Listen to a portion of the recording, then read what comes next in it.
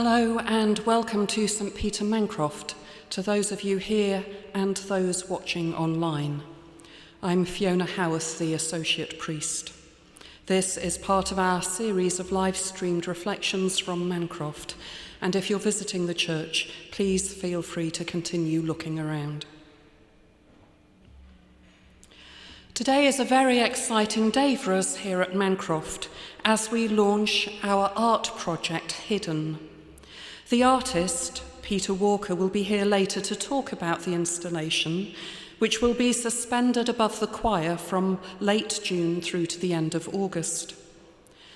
Hidden has been a long time in the planning, and whilst we do not know what Hidden will look like or how it will change this space in our church, there are themes exploring the concept of Hidden that we will be sharing with schools and community groups and with the visitors who come to church.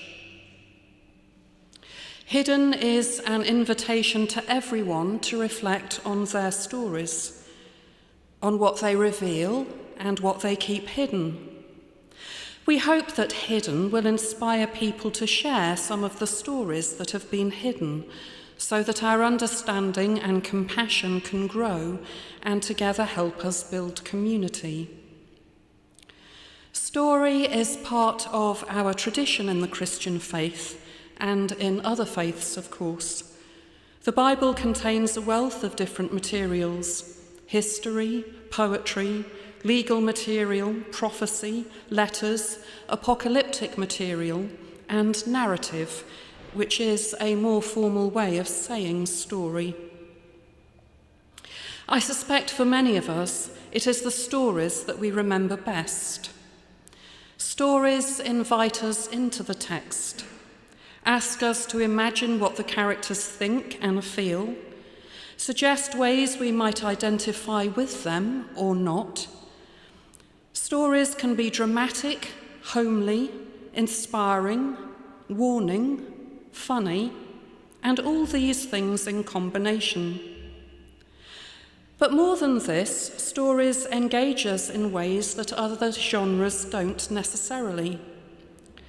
There are different ways of describing human beings as a species, but the one that resonates most for me is the idea that human beings are meaning-making creatures. We shape meaning in and through stories. We use stories to tell others who we are, what we believe, and how we live. I suspect that very few of us introduce ourselves to others by offering a list of our vital statistics, age, weight, clothes size. We're much more likely to talk about our hobbies, our families, our pets, and how we spend our days. And telling our stories also requires us to take responsibility for what we share, and this involves us making judgments.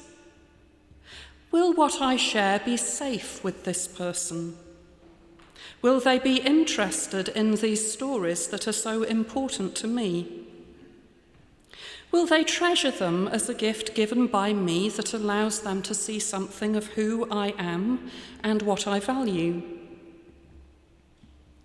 Thinking about the stories that we share invites us to think about the stories that are hidden from us and the stories that we hide. It is said that history is written by the victors. Certainly, history has, for the most part, been written by the educated and the wealthy, the people with the time and resources to do so.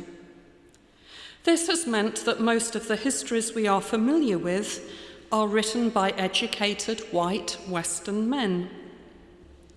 So what about the stories that have been lost or hidden from us, or simply never told? The stories of the vanquished, the stories of the uneducated and the poor, the stories of the enslaved and foreigners.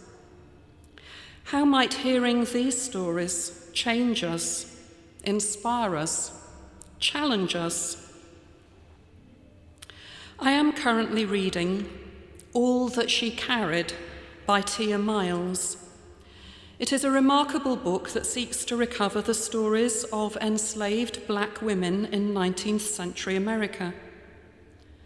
Slave owners considered that educating slaves was dangerous, and laws were passed to prohibit slaves from learning to read or write. For the most part, the experiences of black enslaved women have been lost, their voices silenced, their stories untold and unrecorded. Most of what we know about slavery comes from the records of sales, inventories, and diaries kept by slavers and slave owners.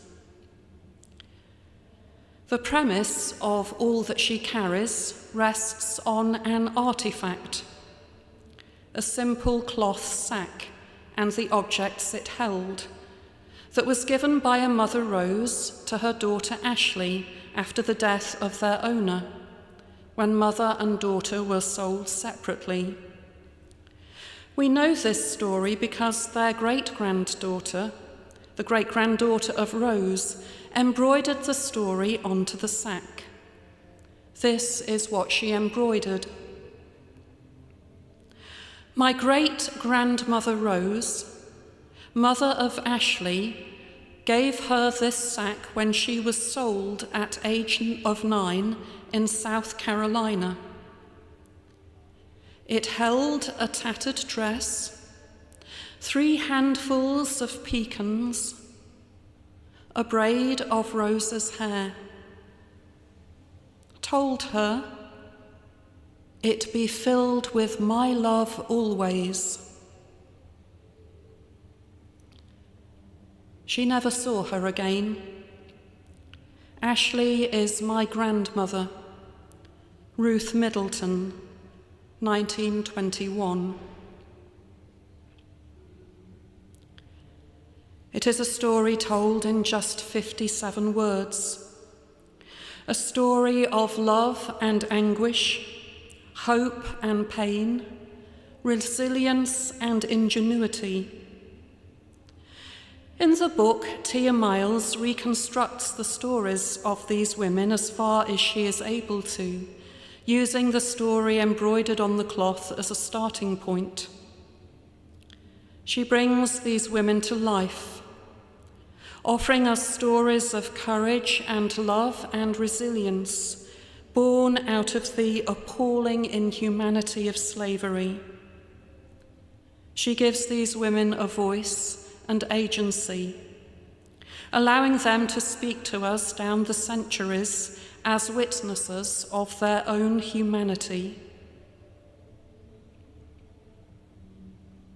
Stories matter. Stories tell us who we are, help to shape us and to shape our society. Our vision for Hidden is that in this light-filled sacred space, people will be enabled to reflect on their own stories and to know that they are loved and valued and held by God, that their stories have worth, that they have worth.